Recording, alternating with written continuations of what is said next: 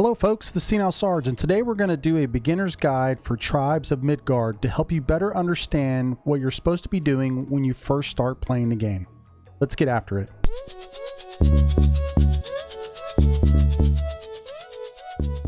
Alright, if you're looking for an awesome community to join that plays Tribes of Midgard, come join my community Rally Point. You can join by visiting discord.gg/rallypoint or by clicking the link in the description. If you're watching this video, I assume you're a new player looking to try to figure out how to play the game. And let me tell you, it's a lot to take in. Okay, this game is much different than what I thought it was going to be, and really in a good way. But we're going to kind of talk through that to really help you be more impactful as you play the game. I did my first play of the game with a group of 9 people, and it was way too much. I was lost. And honestly, all I did during the game was go out and farm items because I really did not understand what I was supposed to be doing. So the first question that I've been asked, or that people ask, do you have to play with friends? And the answer is no. You can absolutely play Tribes of Midgard alone, but just know it's going to be difficult. I tried playing solo. Again, not understanding the game, not understanding what I'm supposed to be doing. It just did not go well. So I would definitely tell you, if you have 2 or 3 friends that can play with you, that's probably a pretty good number of folks to jump into the game and play. Jumping in with 10, kind of overwhelming for people that are new and they don't really understand what you're supposed to be doing. Speaking of friends, if you like this content or you want more of this type of content, hit that subscribe button and the bell so you get notified when I release more content.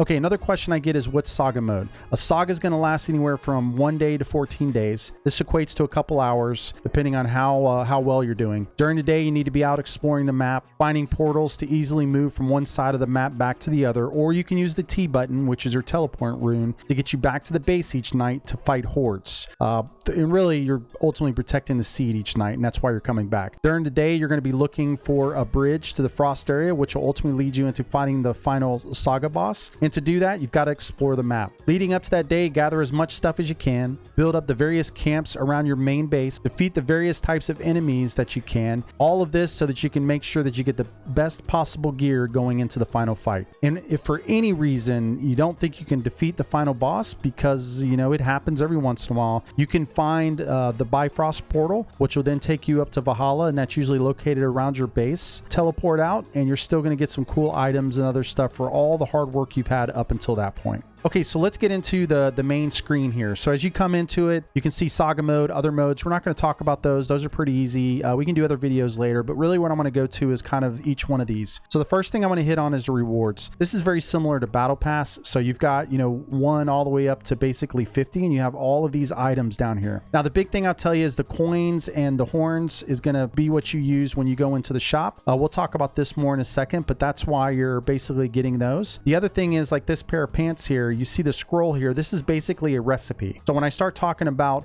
your class, you're going to see that there's recipes inside of that where you can unlock things. Well, if you don't have that recipe, then you can't get that item. So this piece of equipment actually has a recipe that you need to be able to do it. Same thing with this rune, so forth and so on. So this is a really cool way to kind of do it. It doesn't cost you anything to play it, but it's good to know and good to kind of see. The next thing, since we talked about it, is the shop. All of this is pretty easy. The good part is the game's not play to win. So there's nothing I can purchase here that's going to make the game go better. So even if you can see that I unlocked this Raider Axe 3, just because I unlocked it doesn't mean I start with it in game. I still have to gather and farm and do all the things I need, get the trader up to the right level to be able to unlock that item. Same thing with the rune. So this is pretty cool for the runes. Having the recipe just means there's an opportunity for it to actually drop. So I find this a really cool way for them to kind of do this. The next tab I'll talk about is the progress. So you have kind of 4 areas here: challenges, classes, recipes, and journal. I'm going to go over these really quickly. I'm not going to spend too much time on some of these. Challenges, very simple. I mean, if you look at these are all the different challenges you do for the classes. You got the achievements that you can knock out. Knocking these out are also going to give you items. So for this, if we look at a Viking as Bjorn, I basically got 100 coins for that. You're going to have to come in here though and claim it. Okay, so it's not automatic. You've got to come in and physically push the button to do that. The other one is your Saga challenges. So you got Wolf Saga Part 1, Part 2, Part 3. see, we're obviously, as you can tell from the starter, we're in season 1 right now of the Wolf Saga. So that's an easy way to look at that one. This one is probably one of the most important areas for you to come into, which is the classes. So these are the 8 classes that you can come into. I'm not going to discuss all of these. I want to discuss the first 2 that you as a new player are going to see, and that's Ranger and Warrior. Now, just coming and looking at this screen, you don't get a lot out of this, and you're probably going to leave and still not understand what you're doing. This is what I didn't understand. If I click on Warrior, I now can see what I can unlock. So in the game, all of this will be darkened out. You're going to be able to get unlocks, and through these unlocks, I can choose what direction I go. So let's look here. If I look at this, this is the first thing that you're going to be able to do. This is going to trigger a second attack every 2 combo attacks. Now I have to choose if I go up or down. Do I have a sword or do I have an axe? So it's important here to know the type of weapon you're going to use. Do you like swords? Do you like axes? Go that direction. And then you're going to move to Power Within. So you gain a 4th mana bar. Mana bars are your special attacks in game. So that's your right click. And then you'll start moving the different directions in here. Reading each one of these by just hovering over gives you a really good understanding of kind of what each of these does. To understand which one you should choose here, Ranger's distance, Warrior is up close and personal. So you can choose what you want to do. The other thing on this page, I can see here to unlock the Seer, I basically need to exit 10 times the Bifrost, which is the portal I was talking about. In Saga mode, let's say I want to get the Sentinel, then I need to block 25 attacks in 10 seconds in a world. So you can unlock these characters pretty easy in the game. It's not really that difficult. So again,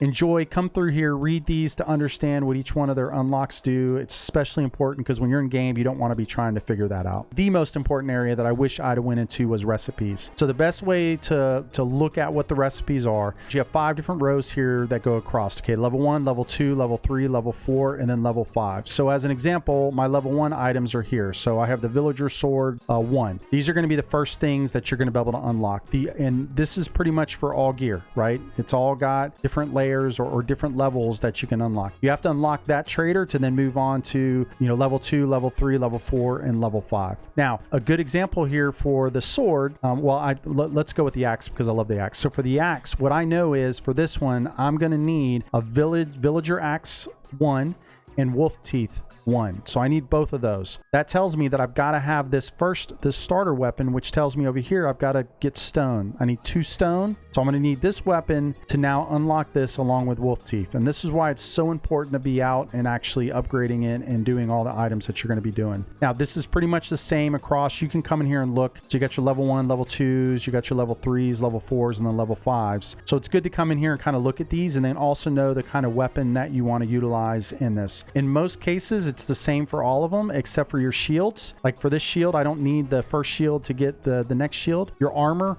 these are the kind of the 2 main ones that you won't have to have the item before to upgrade. So it's just particular items you're going to be out farming. So if you wonder what you have to go out and farm, you can look right here to figure out exactly what you need. The next part I'm going to talk about is customization. I'm not going to spend a lot of time on this. For your character, you can come in, you can pick skin colors, what it looks like, your pets, and all of that. You can also, for your cosmetic protections, what cosmetic way your shield's going to look. So if I want my shield to look like this, I can change it. So and the same thing with all of your armor. And finally, you have your weapons, the same thing. These are all cosmetics. This does not mean you're going to start off with weapons and everything inside of it. To actually know what you're going to start off with, it's right here in this bag, your starter kits. Now, the important part of this is if you're playing with a group, and I learned this last night when I was playing with my community, not everybody should go in starting with the Villager starter kit because that's basically with your weapons and gear and everything else. Some people actually need to come in with the Harvester starter kit because they need to be out finding rocks and trees and wood and all that other stuff. So,